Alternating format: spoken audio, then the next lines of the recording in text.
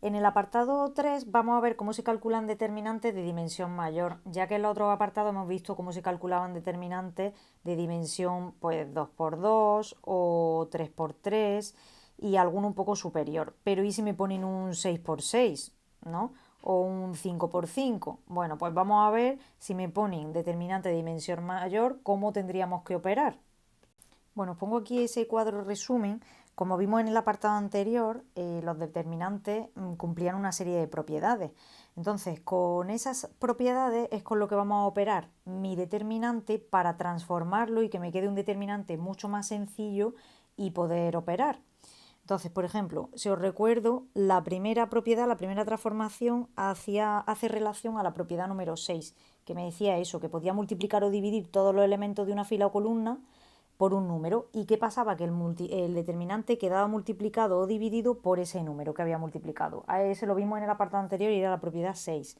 Después, la segunda sería como la propiedad 4 y la última también, que lo que me dice es que puedo sumar o restar, hacer combinación lineal, ¿vale? Con otras filas y el determinante conservaba el valor inicial. Luego, por ejemplo, la siguiente hace referencia a la propiedad 5, que podíamos cambiar el orden de dos filas, ¿vale? Intercambiarlas, permutarlas, y en ese caso el determinante cambiaba de signo. Nos salía el mismo número, pero al contrario, cambiaba de signo. Y la que me queda hacía referencia a la propiedad 7, que podíamos transponer la matriz y el determinante no variaba. Bueno, pues vamos a ver un ejemplo. Entonces, supongamos que nos dan este determinante de aquí y lo que vamos a hacer es intentar que una fila o columna tenga todos sus elementos 0 menos uno de ellos para desarrollar el determinante por esa fila, ya que en el primer apartado vimos que podíamos coger, por ejemplo, una columna o una fila y íbamos cogiendo, multiplicando cada elemento y lo multiplicamos por su adjunto, que os recuerdo que el adjunto era tachar esa columna y esa fila donde aparecía ese elemento y calcular el determinante, que además iba multiplicado por menos 1 elevado a i más j. Luego cogíamos el segundo elemento, tachábamos la columna y la fila y multiplicábamos ese elemento por el adjunto, que son los valores que quedaban sin tachar. Bueno, entonces lo primero que tendremos que hacer será elegir una fila o una columna donde yo voy a intentar hacer todos ceros menos un elemento. Bueno, pues la fila o columna que yo he elegido donde voy a desarrollar el determinante será esta de aquí, ¿vale? Y el elemento que yo he elegido que va a ser distinto de cero va a ser este de aquí. Por tanto, yo tengo que intentar hacer cero aquí, aquí y aquí. Entonces, el primer cambio que haré será que a la fila 4 le voy a restar la fila 1. Así como aquí tengo un 2 y le resto este 2, haré un 0 aquí. Y esa operación la voy a poner en la cuarta fila. Bueno, pues si a la cuarta fila le restamos la primera, será 3 menos 1, que es 3 más 1, 4. En el segundo caso será 2 menos 2, 0. Después 4 menos 1, 3. Y por último será menos 1 menos 2 menos 3. Bueno, en el siguiente paso lo que haré será sumar la fila 2 más la fila 3 y esta operación la voy a poner aquí en la fila 2 para que al sumar este 1 con este menos 1 me salga aquí un 0, que era el siguiente 0 que quería hacer.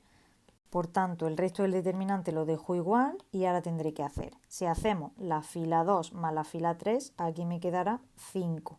En el siguiente me quedará un 0, en el siguiente menos 1 más 1, justo me sale otro 0 y por último menos 2 más menos 2 es menos 4.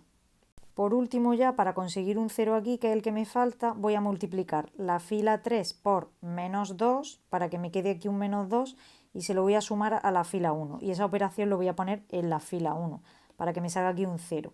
Luego voy a escribir toda la matriz tal cual menos la fila 1, que es donde voy a hacer la operación.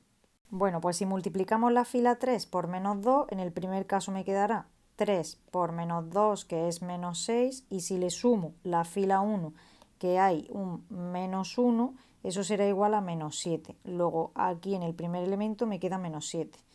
En el segundo caso, la fila 3 por menos 2 es menos 2, con ese 2 me quedará aquí ya un 0. Luego ya he conseguido todo lo que quería. Por otro lado, si esto lo multiplico por menos 2, me va a quedar 2, más 1, 3. Y finalmente, aquí si multiplico por menos 2 será 4 y 2 son 6. Por tanto, ya sí que he conseguido una columna entera de 0 menos un elemento. Y ahora lo que voy a hacer es desarrollar el determinante por esa columna. ¿Cómo se hacía eso? Bueno, pues cogía en primer lugar el primer elemento y lo tachábamos, hacíamos así y multiplicamos ese elemento que hemos tachado, que es 0, por menos 1 elevado a i más j. En este caso, ¿cuál es la i y cuál es la j? Pues la i, que es el número de fila, es 1 y j, que es la columna, es 2.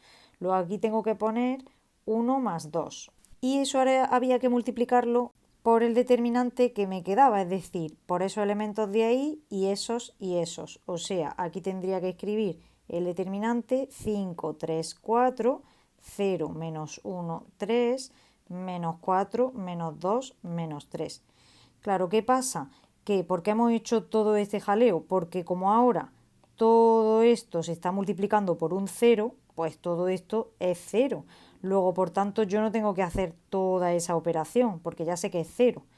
¿Qué pasa con el siguiente elemento? ¿Qué tendría que hacer ahora después? Ahora tendría que tachar este 0 de aquí, tacharía esta columna y esta fila, y haría lo mismo. Pero como tengo otro 0, otra vez se va a multiplicar 0 por toda la operación. Luego no lo tengo que hacer. Y aquí me va a pasar lo mismo.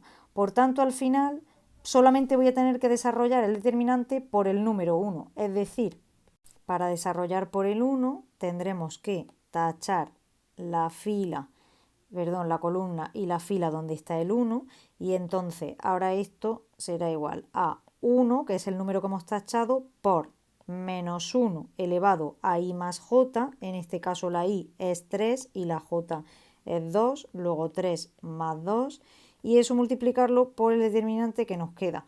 ¿Cuál es el que nos queda? Pues este de aquí. Tengo que poner todos los valores que me han sobrado, es decir, s con s, luego estos y luego estos dos, ¿vale? O sea, ese determinante de ahí. Y si os fijáis, los cálculos se reducen a ¿qué? A multiplicar por 1 es como no multiplicar por nada. Aquí será menos 1 a la quinta es menos 1, ya que está elevado a exponente impar. Y luego tendré que desarrollar este determinante, que es un determinante 3 por 3, que ya sabemos hacerlo. Y que además, casualmente, nos sale un 0, con lo cual también el cálculo se me va a simplificar. Es decir, me quedará todo eso de ahí, desarrollando, ya sabéis, por el determinante normal, ¿vale? Y luego restándole todo al contrario, y eso me queda. Finalmente, por tanto, he obtenido que el valor del determinante inicial, el que teníamos de partida, es igual a menos 3. ¿Vale? Yo lo he hecho desarrollándolo así. Si os fijáis en el ejemplo del libro, lo ha desarrollado por una fila. Ha cogido una fila, ha hecho 0 en todo menos en 1 y por ahí lo he desarrollado. Yo, sin embargo, lo he desarrollado cogiendo una columna y he hecho 0 en todo menos en 1. Bueno, pues así, según el determinante que nos dé, podemos hacer distintas transformaciones para que su cálculo sea más sencillo. Por ejemplo, si nos dan un determinante muy grande, pues podríamos quizá transformarlo de tal manera que nos quedase una matriz triangular superior o inferior, me da igual.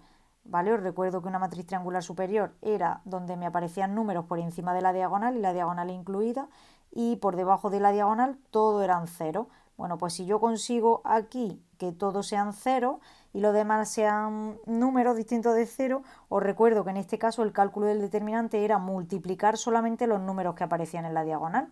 Por tanto, a mí me da igual lo que aparezca por aquí. Si en la diagonal me aparece un 1, un 4, un 6, un 8, lo que sea, ¿no? Un 10, por ejemplo, al final el cálculo de este determinante se reduce a multiplicar todos los números que hay en la diagonal y ya, ¿vale? Porque esa era una de las propiedades, que si tenía una matriz triangular y todo eran cero, al final el cálculo se reducía a eso. Pues por ejemplo, esa es una transformación que puedo hacer en otro determinante para que el cálculo sea más sencillo, basándome en las propiedades que vimos en el apartado anterior.